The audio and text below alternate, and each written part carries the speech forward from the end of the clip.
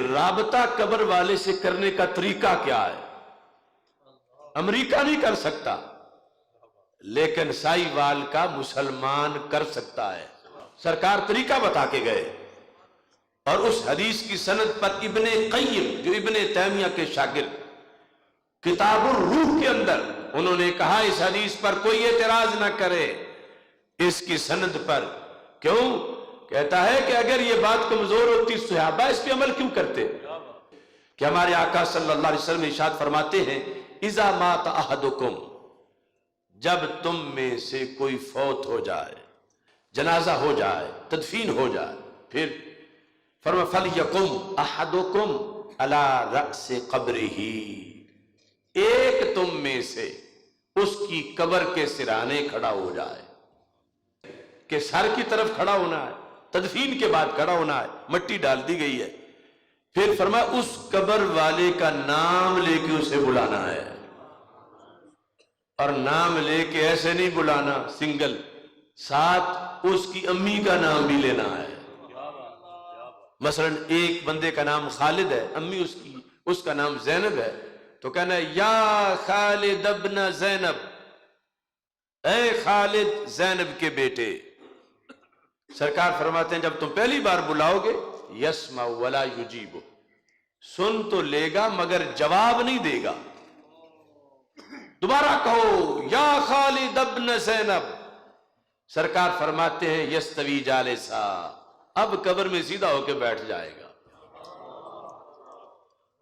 تیسری بار کہو یا خالد ابن زینب، سرکار فرماتے ہیں اب بول بھی پڑے گا، لیکن سنائی ہمیں نہیں دے گا۔ وہ جو چارپائی پہ لیٹا تھا تو نہیں سنائی دیا، اب تو قبر میں ہے، لیکن ہمیں اپنے کانوں کے سننے پہ اتنا یقین نہیں جتنا سرکار کے کانوں پہ یقین ہے۔ اب وہ بولتا ہے تو کہتا کیا ہے؟ فرمایا وہ کہتا ارشدنی رحمک اللہ، ارشد، او میرے مرشد، ارشد، مجھے گائیڈ کرو، خدا تجھ پہ رحم کرے، بلا رہے ہو تو مجھے لگتا ہے تم کچھ مجھے بتانا چاہتے ہو، یہ مشکل وقت ہے، منکر نکیر کی آمد ہے۔ یعنی وہ قبر میں جا کے بھی پچھلوں کو دعا دے رہا ہے۔ لوگ کہتے ہیں قبر والا دیتا کچھ نہیں، سرکار فرماتے ہیں وہ دعا دیتا ہے، بتاؤ اب کیا بتانا ہے، بولو۔ تو سرکار فرماتے ہیں اب اس کے مکمل رابطہ بحال ہے، تم جو بولو گے وہ بولے گا۔ اب جو بولنا ہے وہ سرکار نے آگے لفظ بتائے ہیں لیکن ہیں عربی میں۔ سرکار فرماتے ہیں اس سے یہ بات کرو اذکر ما خرجت علیہ من الدنیا شہادت ان لا الہ الا اللہ وان محمد رسول اللہ صلی اللہ علیہ وسلم۔ اے خالد یاد کر اس عقیدے کو جس عقیدے پر رہتے رہتے تیری جان نکلی ہے، یعنی تو نے مرنے سے پہلے گھنٹہ تو کیا ایک منٹ پہلے بھی وہ عقیدہ نہیں بیچا، تو ڈٹ کے رہا، روکی سوکی کھا کے تو نے عقیدہ آخری وقت تک بچایا، تو کامیاب ہو گیا اپنا سچا عقیدہ لے کے دنیا سے نکلنے میں۔ اب تو اس عقیدے کو یاد کر۔ پھر کیسے یاد کر؟ سرکار نے فرمایا اسے یہ کہو کہ تو نے ساری زندگی اللہ کو وحدہ لا شریک مانا، تو نے ساری زندگی حضرت محمد مصطفیٰ صلی اللہ علیہ وسلم کو آخری نبی اور آخری رسول مانا، تو نے قرآن کو امام مانا، تو نے اسلام کو دین مانا۔ یہ چار چیزیں سرکار نے فرمایا کہ تم نے اس سے یہ میری حدیث سے سنانی ہے۔ تو سرکار فرماتے ہیں اتنا وہاں جا کے باصلاحیت ہو چکا ہے، اب دنیا میں ہو سکتا ہے کہ نکاح پڑھاتے وقت اسے کلمہ پڑھائیں تو بار بار دہرانا پڑے۔ اب دو جہانوں کا فرق ہے، ادھر پڑھنے والا دنیا میں ہے جو کہہ رہا ہے کہ پڑھو، اور وہ برزخ میں ہے، لیکن دین کا کرنٹ بڑا مضبوط ہے، یہ امریکہ کے پاس نہیں، یہ ہے دین مصطفیٰ صلی اللہ علیہ وسلم۔ شرط یہ ہے کہ وہ قبر والا بھی مسلمان ہو اور بحر والا بھی مسلمان ہو، اور مسلمان ہونے کے ساتھ پھر یہ بھی ہو کہ قبر والے کو یا سے بلانے کو شرک نہ کہتا ہو۔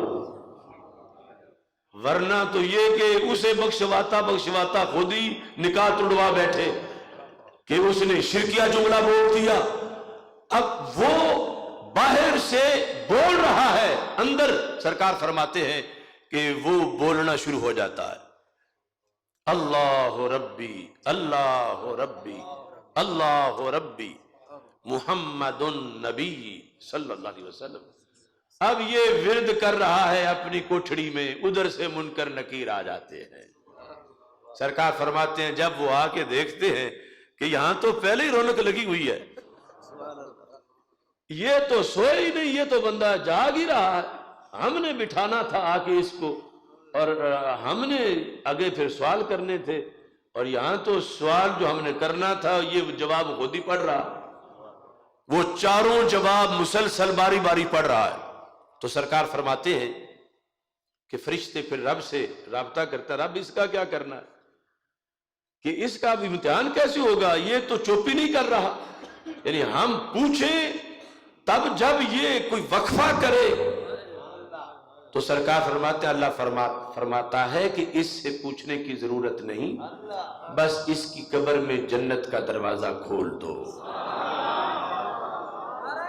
اس مقام پر صحابہ نے پھر سوال کیا. پہلے جب یہ بات آئی تھی کہ بلانا یا سے ہے اور بلانا قبر والے کو ہے، تو اگر یہ آج والا دین ہوتا نا جو کچھ لوگوں نے بنایا ہوا ہے، جو مسجدوں کے محرابوں سے بھی یا کاٹتے رہتے ہیں سرکار کے نام سے کہ شرک ہو جائے گا، اگر اس طرح کی کوئی صورتحال وہاں ہوتی تو صحابہ کہتے یا رسول اللہ صلی اللہ علیہ وسلم طریقہ تو بڑی قیمتی آپ نے بتایا ہے، لیکن یہ جو یا کے ساتھ بلانا ہے تو اس میں تو شرک ہو جائے گا. یعنی جن کے دین میں یا رسول اللہ صلی اللہ علیہ وسلم یا غوث کہنے سے نکاح ٹوٹ جاتا ہو، انہیں اگر یہ بات ہوتی تو صحابہ پہلے یہ مسئلہ حل کرواتے کہ ہم کہیں تو صحیح لیکن یا رسول اللہ جو کچھ ہم نے آپ سے پڑھا ہے اس میں تو یہ شرک ہے کہ جو قبر کا ہے بے جان ہے جسے یہ پتھر اور بت کہہ رہے ہیں، ہم اسے آواز دیتے پھرے اے خالد جس کی ہڈیاں ہیں. لیکن صحابہ نے یہ سوال نہیں کیا کیونکہ انہیں سرکار نے یہ والی توحید پڑھائی نہیں تھی کہ یا کہنا ناجائز ہو جاتا ہو. اس نبی کو یا رسول اللہ کہنا اس کا عالم کیا ہوگا جس کی امت میں 15ویں صدی کے رامے کو بھی قبر پہ کھڑے ہو کر یا رحمہ کہہ سکتے ہیں. صحابہ نے یہ نہیں سوال اٹھایا، اگلا اٹھا دیا کہ یا رسول اللہ صلی اللہ علیہ وسلم یہ جو آپ نے فرمایا ہے کہ اس کی امی کا نام لینا ہے ساتھ، شرط پوری نہ ہو سکے تو پھر کیا کریں. یعنی سرکار کو کتنا پسند ہے کہ ناغہ نہیں ہونا چاہیے، یہ کام ہونا ضرور چاہیے. وہاں مشکل وقت ہے، منکر نکیر کی آمد ہے، پیچھے سے تم پوچھنے جاؤ ادھر سے امتحان ہو جائے، جو کچھ ہونا ہے ہو جائے، تو مجھے یہ منظور نہیں. اسی وقت تم نے بات کرنی ہے. تو پھر حل کیا ہے؟ فَيَنْسُبُهُ إِلَىٰ أُمِّهِ حَوَّا. نام امی کا ہی لینا ہے، چھوٹی کا نہیں آتا تو بڑی امی کا لے لیں. اسے حوا کا بیٹا کہہ کے پکارو، اے خالد حوا کے بیٹے. سرکار فرماتے ہیں پھر بھی جاگ جائے گا. یہ ہے دین، اور یہ اتنی بڑی سہولت کروڑوں امریکہ ایک قبر کے لیے بھی نہ کر سکے، اور یہاں ہر مومن ہر قبر کے لیے کوٹا لیے ہوئے ہے.